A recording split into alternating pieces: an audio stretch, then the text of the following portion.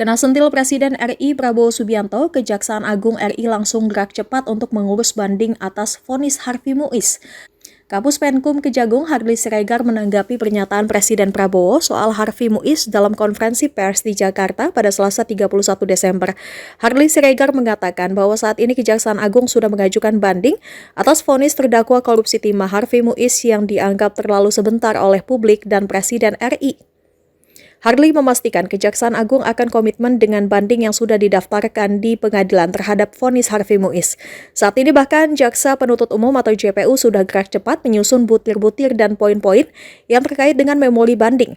Meskipun pihak JPU sampai saat ini masih menunggu salinan putusan, namun sementara JPU memakai catatan dari hasil vonis yang lalu. Nah, dari pihak Kejagung sendiri rencananya mau ada banding itu gimana Pak? Langsung aja ya.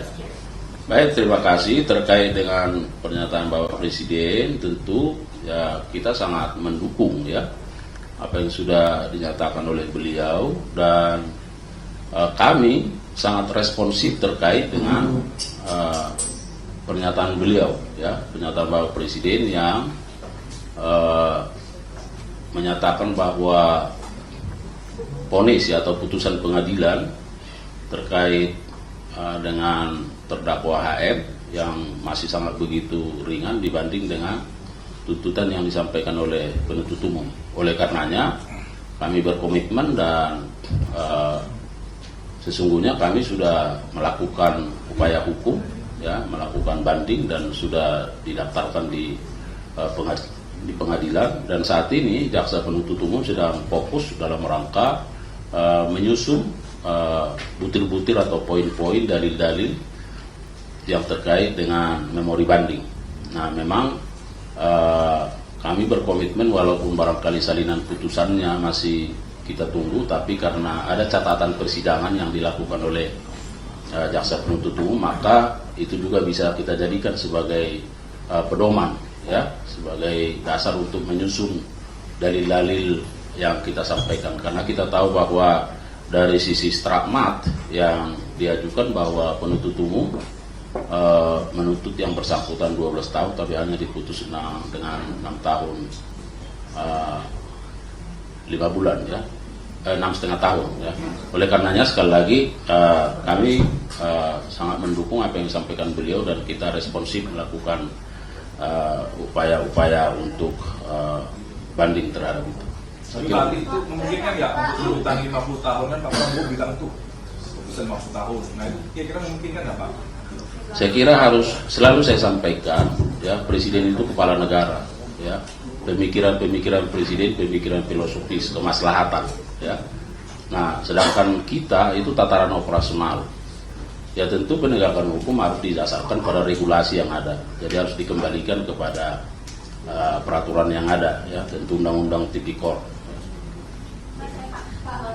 Saya pakai dari Kompas TV, masih soal yang tadi serupa, mau tanya aja, kenapa sih vonis koruptor itu banyak yang berbeda dan sangat jauh dengan yang dituntutkan oleh jaksa? Namanya pertanyaan kita sama nih ya. Kita sebaris soal itu ya. Jadi saya sampaikan bahwa dalam sistem peradilan pidana terpadu di Indonesia ada yang namanya an integrated criminal justice system. Jadi ada kompartementasi di situ. Ada kamar-kamar. Jadi kamar penyidikan, kamar penuntut umum, kamar pengadilan, kemudian ada kamar pemasyarakatan. Ya. Bahwa ada perbedaan pandangan, perbedaan pendapat, ya itulah hukum. Ya. Nah tentu ke depan sesuai dengan asta cita pemerintahan yang ada, kita harus berkolaborasi sesungguhnya dalam rangka komitmen untuk pemberantasan tindak pidana korupsi, baik dari sisi pencegahan maupun penindakannya. Jadi saya kira pertanyaan-pertanyaan ini juga harus disampaikan kepada kompartemen yang lain ya, supaya kalaupun kita berada dalam kamar-kamar, nah tapi kalau kamar-kamar itu berkolaborasi dan bersinergi, saya kira apa yang menjadi komitmen bersama bisa tercapai ya. Pak, saya Pak, Ya, nanti semua dapat. Ya. Bisa Pak, kalau misal vonis yang kurang berarti bisa jadi jaksa mengajukan bukti yang dianggap kurang meyakinkan. Bagaimana kalau itu Pak? Gimana? Kalau vonisnya kan lebih rendah dari tuntutan jaksa, kan bisa jadi bukti yang diajukan jaksa penuntut umum itu dianggap kurang meyakinkan bagi majelis hakim.